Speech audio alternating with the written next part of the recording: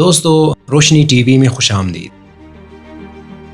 عمران خان کی ترک تاریخ میں دلچسپی ڈکی چھپی نہیں، اور انہوں نے ہی سلطنت عثمانیہ کی تاریخ پر مبنی ترک ڈرامہ سیریل ارطغرل کو اردو زبان میں ڈبنگ کے بعد پاکستان کے سرکاری ٹی وی چینل پر نشر کرنے کا حکم دیا تھا۔ اس کے بعد پاکستان کے سابق وزیر اعظم عمران خان چاہتے تھے کہ ایک اور ترک ڈرامہ سیریل یونس امرا کو اردو زبان میں پاکستان میں نشر کیا جائے۔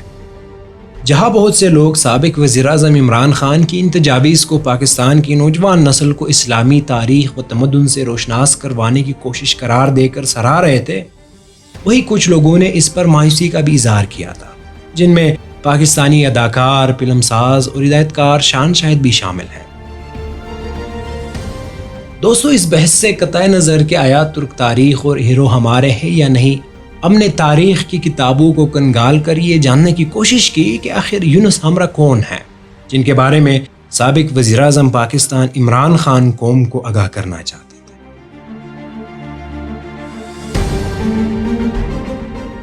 دوستو، یونس امرا ترک زبان کے مشہور صوفی شاعر تھے، جو 13ویں صدی عیسوی میں اناطولیہ میں، جس کا بیشتر حصہ دور حاضر کا ترکی کہلاتا ہے، رہائش پذیر رہے۔ یونس امرا کی زندگی کے بارے میں بہت سی مصدقہ معلومات تو تاریخ کے اوراق میں گم ہو کر رہ گئی، لیکن ان کی زندگی کے بہت سے قصے آج بھی ترک لوک داستانوں کا اہم حصہ ہیں، جنہیں بہت شوق سے پڑھا، سنا اور گایا جاتا ہے۔ 1071 میں جب اناطولیہ میں سلجوق سلطنت قائم ہوئی تو کونیا کو اس کا دارالحکومت چنا گیا، اور اس دور میں اسلامی تہذیب و ثقافت کو فروغ دینے پر خاص توجہ دی گئی۔ یہی وہ دور ہے جب اس علاقے میں مولانا جلال الدین رومی، ابن عربی اور یونس امرا جیسی شخصیات سامنے آئی۔ صبح الدین اپنی کتاب یونس امرا میں لکھتے ہیں کہ یونس نے جب 1240 میں اناطولیہ میں آنکھ کھولی تو نہ صرف یہ خطہ تجارتی اور فنون لطیفہ کی سرگرمیوں کا محور تھا، بلکہ سیاسی کشمکش کا بھی شکار تھا۔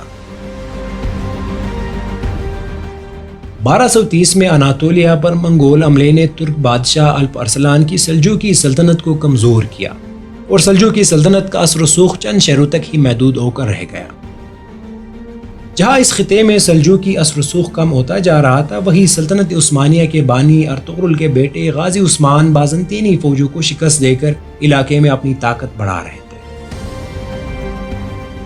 تاہم سلجوقی دور میں صوفی علماء کو معاشرے میں خاص مقام حاصل تھا، اور یہ صوفی نہ صرف مذہبی معاملات میں بادشاہ اور قوم کی رہنمائی کرتے تھے، بلکہ ان کے پاس بہت سے اہم سیاسی عہدے بھی تھے۔ یونس امرا بھی سلجوق دور میں سرکاری عہدے پر فائز رہے۔ دوستو، یونس امرا کا تعلق ایک غریب کسان گھرانے سے تھا۔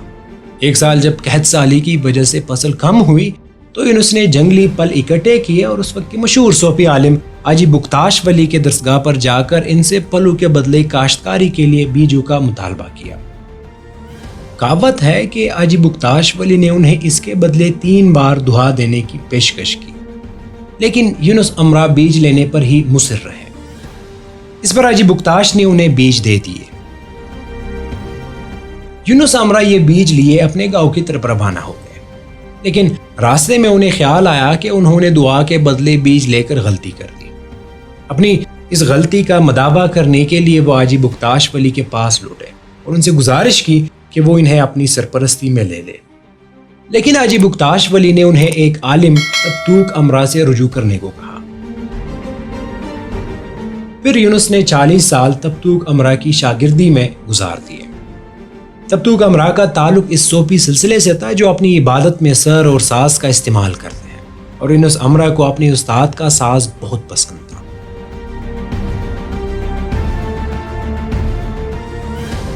دوستو، یونس امرا کے بارے میں ایک اور قصہ مشہور ہے۔ وہ یہ کہ ایک مرتبہ وہ تبتوک امرا کی خانقاہ چھوڑ کر چلے گئے، اور کچھ ہی عرصے بعد انہیں اپنی غلطی کا احساس ہوا تو انہوں نے واپس جا کر اپنے استاد سے معافی مانگ کر ان کی شاگردی میں لوٹنے کے بارے میں سوچا۔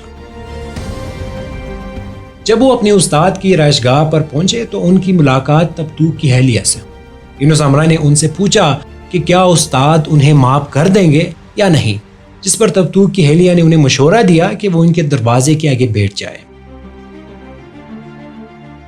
استاد کی اہلیہ نے کہا کہ جب تبتوک نماز فجر کے لیے نکلیں گے تو چونکہ ان کی بینائی کمزور ہے، ان کی قدم لامحالہ یونس سے ٹکرائیں گے اور وہ پوچھیں گے کہ کون ہے، تو وہ یعنی اہلیہ انہیں بتائیں گی کہ یونس ہے۔ اگر تبتوک نے جواب میں پوچھا کون یونس، تو وہ یونس امرہ خاموشی سے چلے جائیں، لیکن اگر انہوں نے یونس کو پہچان لیا تو سمجھ لے کہ ان کے استاد ان سے نالا نہیں۔ روایت ہے کہ صبح جب یونس امرہ کے استاد کے قدم ان سے ٹکرائے اور انہوں نے پوچھا کون ہے، تو ان کی اہلیہ نے انہیں بتایا کہ یونس ہے، تو تبتوک نے خوشی سے کہا میرا دوست یونس آ گیا۔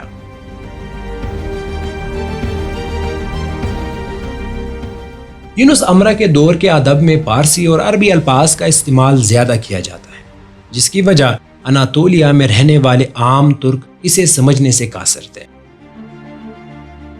یونس امرہ وہ پہلے ترک صوفی شاعر تھے جنہوں نے اپنی شاعری کے لیے آسان ترک زبان کا انتخاب کیا، جس کی وجہ سے ان کا پیغام عوام کے دلوں میں اترا اور ان کی مقبولیت اور پیروکاروں میں تیزی سے اضافہ ہوا۔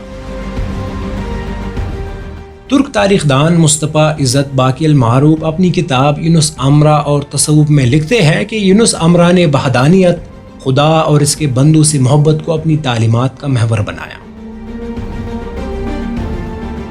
ان کے مطابق یونس نے اپنی شاعری کے ذریعے اسلام کے 3 درجے بیان کیے۔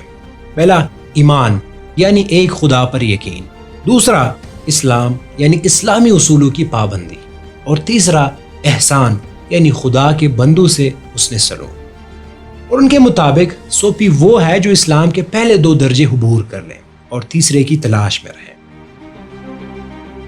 یونس امرہ کی شاعری کا سب سے پرانا ریکارڈ 15ویں صدی کے مسودوں کی صورت میں ملا ہے، لیکن اس کا مطلب یہ نہیں کہ انہوں نے اس سے پہلے کوئی شاعری ترتیب نہیں دی، بلکہ یونس امرہ کی بہت سی شاعری اور ان کی زندگی کا واقعات سینہ بسینہ نسل در نسل منتقل ہوئے، مگر وقت کے ساتھ ضائع بھی ہو گئے۔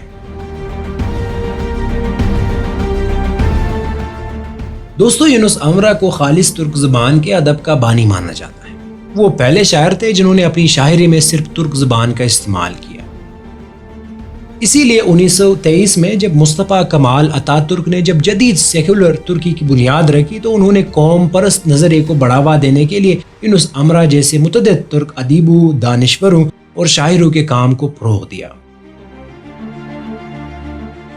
دوستو، اقوام متحدہ کے ادارہ برائے تعلیم، سائنس اور ثقافت یونیسکو نے یونس امرہ کے انسان دوست پیغام کو سراہتے ہوئے ان کی 750ویں سالگرہ کے موقع 1991 کو یونس امرہ کا سال قرار دیا تھا۔ 2015 میں ترک ٹی وی چینل TRT پر یونس امرہ کی زندگی پر ڈرامہ سیریل یونس امرہ محبت کا سفر نشر کی گئی تھی، جو اب نیٹ فلکس پر بھی موجود ہے۔ 2 سیزن پر محیط یہ وہی ڈرامہ سیریل ہے جسے سابق وزیر اعظم عمران خان اردو زبان میں پاکستان میں نشر کرنے کے خواہش مند تھے۔